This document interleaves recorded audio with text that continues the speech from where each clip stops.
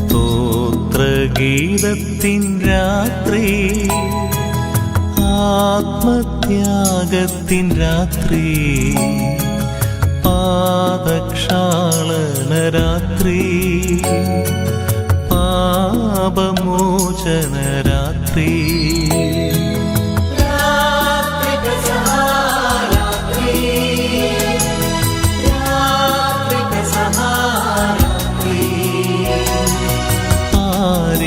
രക്ഷകൻ അത്താഴമേകുന്ന പരിപാവനമായ രാത്രി.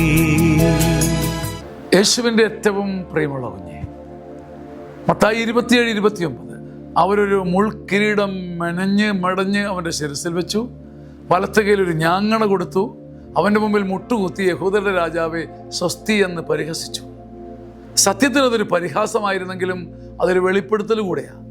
ഒരിക്കൽ മുൾമുടി അണിഞ്ഞാൽ പിന്നീട് ആ മുൾമുടി നിനക്ക് പളുങ്കുമുത്തുകൾ സമ്മാനിക്കും. അത് നിന്റെ കിരീടത്തിലേക്കുള്ളതാണ്. ഒരിക്കൽ ഞാങ്ങണ പിടിച്ച് നാണം കെട്ടാൽ അത് ചെങ്കോലിലേക്ക് വഴി തുറക്കും. അറിയാതെയാണെങ്കിലും ഒരു വലിയ വെളിപ്പെടുത്തൽ പരിഹാസകർ നൽകുകയാണ്. നിന്റെ ശിരസ് എന്തെങ്കിലും വെട്ടിപ്പിളർന്നാൽ, നോവുകൾ കൊണ്ട് നീ കരഞ്ഞു താന്നാൽ, മുൾമുടി ധരിച്ച ശിരസിൽ പിന്നീട് പളുങ്കുമണികൾ വന്ന് കൂടുകെട്ടും. യേശു നൽകുന്ന, ചരിത്രത്തിൽ നൽകുന്ന ഏറ്റവും വലിയ ഉറപ്പിതാണ്.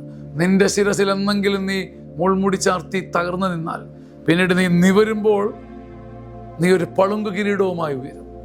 ഞാങ്ങണ പിടിച്ച് നിന്റെ കൈ നാണം കെട്ടാൽ, കൈ തഴമ്പിച്ചാൽ, കൈ തളർന്നാൽ പിന്നീട് ഒരു ചെങ്കോലിൻ്റെ മാസ്മരികത നീ കാണും. നമ്മുടെ ഉള്ളിൽ ഈ വചനത്തിൻ്റെ സത്യം വലിയൊരു അത്ഭുത സാമ്രാജ്യം സൃഷ്ടിക്കട്ടെ. നമ്മുടെ മുമ്പിലെ മുൾമുടികളെ കണ്ട് പുഞ്ചിരിക്കാൻ ഒരു വലിയ ആത്മധൈര്യം ലഭിക്കട്ടെ. ആമേൻ. ആമേൻ. ആമേൻ.